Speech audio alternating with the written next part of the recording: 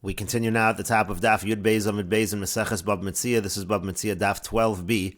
On the previous summit, we had a brisa which brought the opinion of Rabbi Yossi that a child who is a minor, a boy who is a minor, is allowed to take leket even if his father is wealthy. And the initial understanding of Rabbi Yossi was that the katan is able to be zochel nafshe. He's able on a doraisa level to take it for himself, and if he could take it for himself, he's considered to be an ani, so he can take the leket. But then the Gemara showed that's not the case. A katan is not able to be zochel for himself on a doraisa level, and if he's not able to be zochel for himself on a doraisa level, why is he allowed to take the leket? And the Gemara now explains the reason is because asu she'eno zoche kezoche. They make somebody who's not able to take possession as though he can take possession. My time, what's the reason? Aniyim gufayu nichelu, because it's actually good for the aniyim themselves. And Rashi here explains asu es she'eno zoche kezoche. We make him, even though he can't really take possession, we make it as if he could take possession. Afal pi she'en lekatan zechiyah b'makom acher, even though the katan really doesn't have zechiyah, kana sa'uhu kezoche. Here we say that he is able to be zoche. My time, what's the reason? Anim gufayu nichaluhu. The reason is because the poor people themselves, it's beneficial for them. B'hai takanta, with this takana dechiagru l'hu lididhu. As the Gemara now goes on to say, ki hechi dechiagru lididhu. That way, when they are hired, nilkot benayo basrayo. Therefore, their own sons will be able to take the leket behind them, after them, and so therefore, it's something that's beneficial overall for the aniyim. And that's why Rabbi Yossi says, in this case, the katan is able to take the leket. And the Gemara continues, Upliga de Rabbi Chia bar Abba. Now this argues on Rabbi Chia bar Abba, and Rashi here explains, Upliga de Shmuel de Perish Taima de Masnis, and this is going back to Shmuel. On the previous summit, he explained the idea of our Mishnah. And the idea of our Mishnah, it said that Mitzias beno hakatan, that let's say the child who's a minor finds something that goes to his father. So Shmuel explained, Mishum de les le zechiyah, that the reason it goes to his father is because the son is not able to be zoche.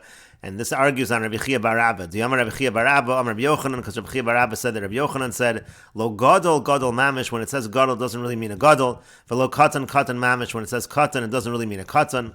Elo gadol v'samach al shulchan aviv. Rather, what it means is as follows. If you have an adult who relies on the table of his father, meaning to say he relies on support from his father, zehu katan, that's what's considered to be a katan, that's a minor, and katan ve'eno samach al shulchan aviv, and the other way around, let's say you'd have a minor that doesn't rely on the table of his father, zehu gadol, that person would be considered a gadol, that person would be considered an adult. And Rashi explains that Rabbi Chia bar Abba damar af gadol. Rabbi Chia bar Abba says even if the child was an adult, sheyesh lo zechiyah, who in general does have zechiyah, however, im samachu al shulchan aviv, but if he relies on the table of his father, meaning he relies on his father for support, mitziyaso la'aviv misham eva, then whatever he finds goes to his father, otherwise it causes hatred.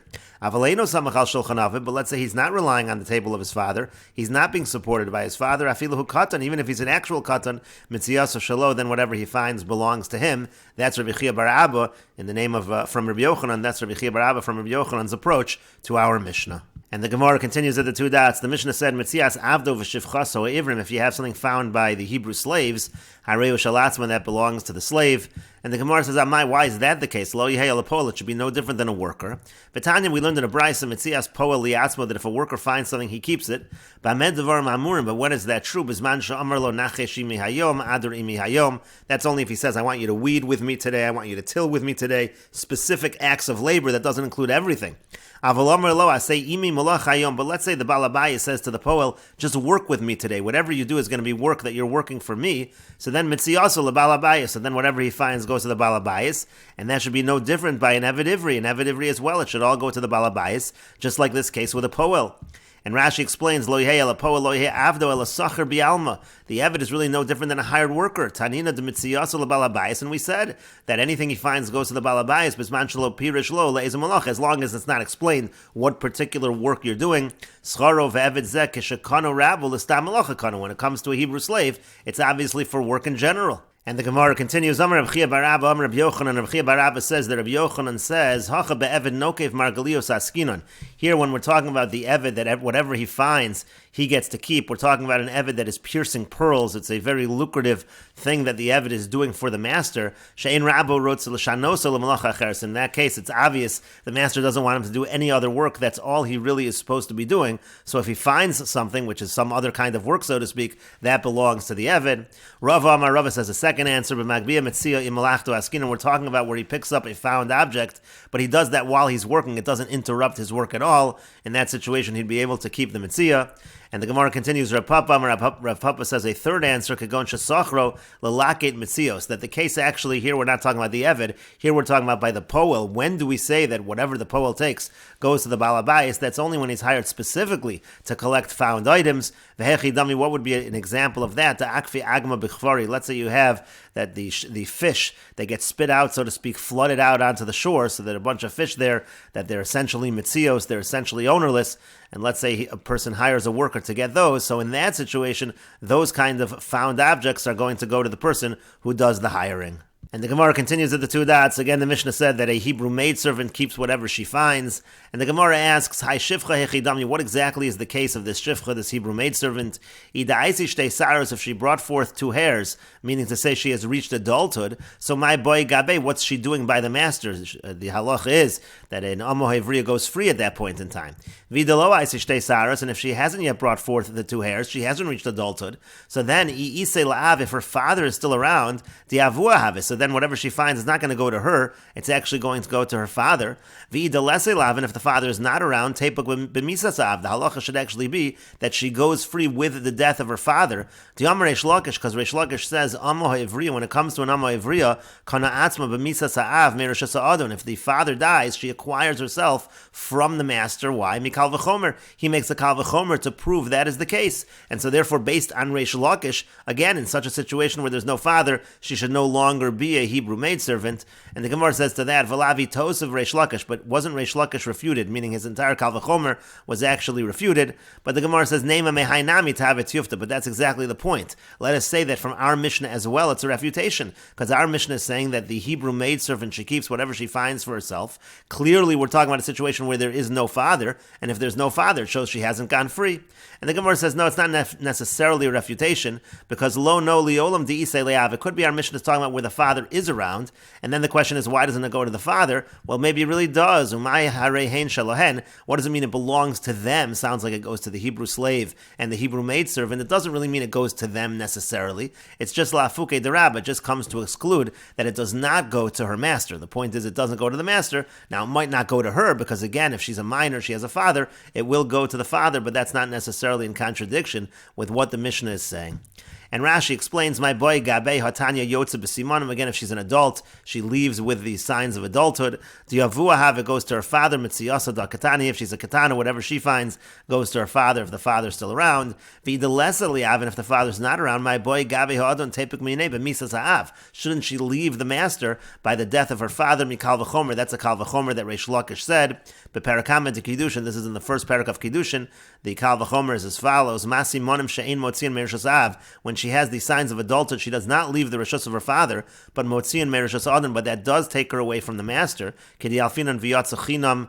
Elu Yimei Bagros, we learned that out from the Pasuk. Ein Kosef Elu Yimei Naris Misa So'av. So therefore the Kal V'chomer is as follows. If we learn out again from the Pasuk that when she has these signs of adulthood, she leaves the Adon. So Misa So'av Shemotzia Merishas Av. With the death of the father, where she does leave the rishus of her father with that. She'enu Morish Levanav Masha Zochselo Torah Bevito Shehei Maisi Odel Achin. We don't say over there that whatever he gets from his daughter, it suddenly goes to his sons. That's not true. She actually completely leaves the rishus of her father. Kedi Alfinan Visnach your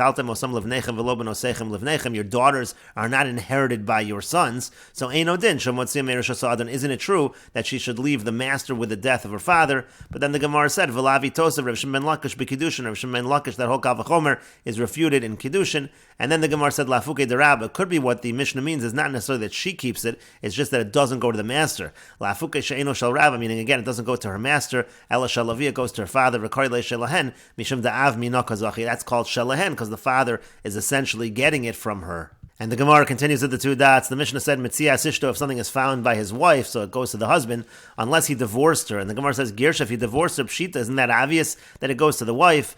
And the Gemara says, Hachav Askin, and here what are we talking about? B'megureshes, ve'ina megureshes. She's divorced, but she's not really divorced. To have Rabbi Zera Amar Shmuel, because Rabbi Zera said that Shmuel said, Kol mokam shamru chachamim megureshes, ve'ina megureshes. Anytime the chachamim say that a woman is divorced but not divorced, essentially a situation of a suffix divorce, ba'al chayev b'mezonaseh. So in such a case, case the husband does have to provide her mazonos, does have to support her, and so therefore in such a situation you would say, well, if he has to support her, so maybe we would say that the found objects go to him. What's the reason that when a woman finds something that goes to her husband, the whole reason is that there shouldn't be hatred. But over here in this situation where essentially she was divorced, so isla eva ve'eva, there's hatred. No reason to say that what she finds in that case goes to her husband. So in that case, again, by the megureshes, veina megureshes, she is going to keep anything that she finds.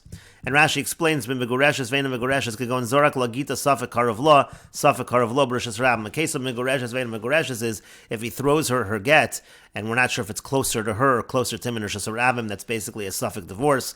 So chayeb b'mizonaseh, so in such a situation, he does have to support her. And that's why we need a teach over here. If he's supporting her, maybe you would think he does get the Metziah. So we're teaching, no, the Metziah Sashalah, that it belongs to her. The time of my Omer Rabbanim Metziah Sishavachula, because the whole reason why it goes to the husband is to prevent the hatred here. That is not an issue. And the Gemara continues with the Mishnah, Matzah Shtari Chov, if somebody finds Shtar Chov, that is a document that's going to be used to collect the debt. So if in the shtar there's achrayis nechasim, meaning there's a lien on property to collect from property, so lo yachzir, in that situation he shouldn't return it. Shebezdin nifroin mehen, because their bezdin is going to collect with that.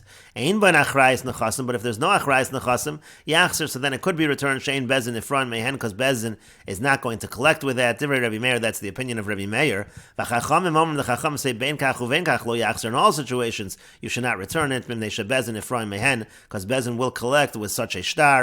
And Rashi explains achrayis nechasim again is shibud karkos, that's a lien on property. Sheyigmei mehen, that you can use the document to collect from property. Yachzer v'lo yachzer, time of Gemara mefarish. In terms of whether you return or not, that's all going to be explained in the Gemara.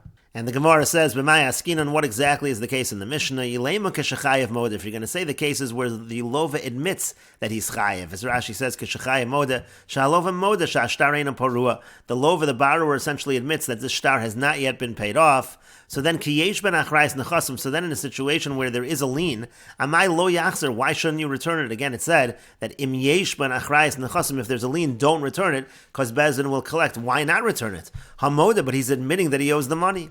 Now, if the case is that he's not admitting that he's chayev, so kiyein ben achrayis nechasim. So in such a case, even when there's no lien, amai yachzer, why should you return it? Nehida lo gavim mishavdi. Granted that such a shtar can't be used to collect from the property that has a lien, but mibnei charim migvagavi. But you could use that shtar to collect from the free property, from the property that hasn't yet been sold to lakucha. So what exactly is the case over here that we're making this distinction?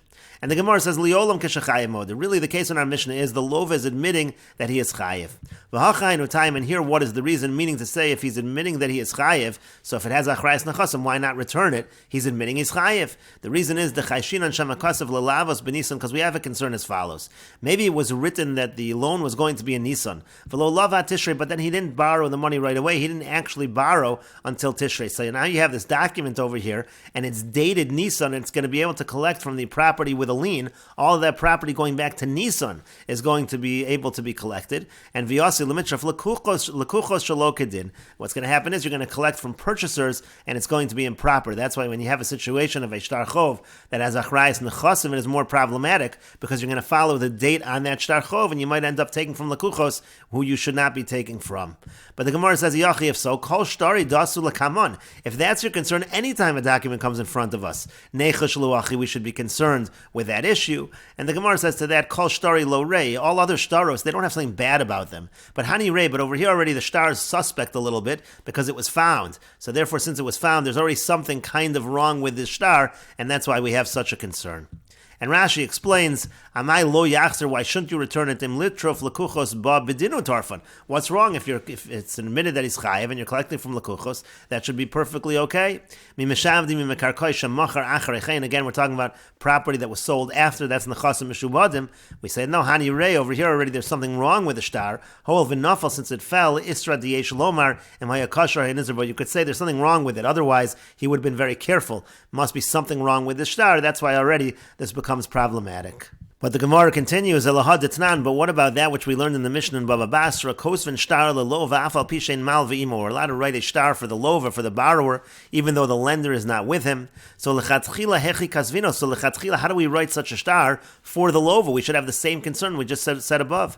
Nechoshem Akasav Lelavos Benisan, we should be concerned. Maybe you're writing to borrow the money in Nisan, V'lo Lava Tishrei, but he doesn't actually go ahead and borrow until Tishrei. V'yasi Lemitrav Lekuchos Shalokadin, and now you're going to come to collect from people who buy the property.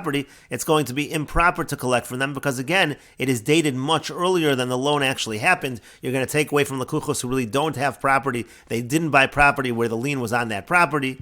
And the Gemara says, Amar Ravasi says, and we will continue with this discussion in the next video on Daf Yud Gimel Amud Aleph.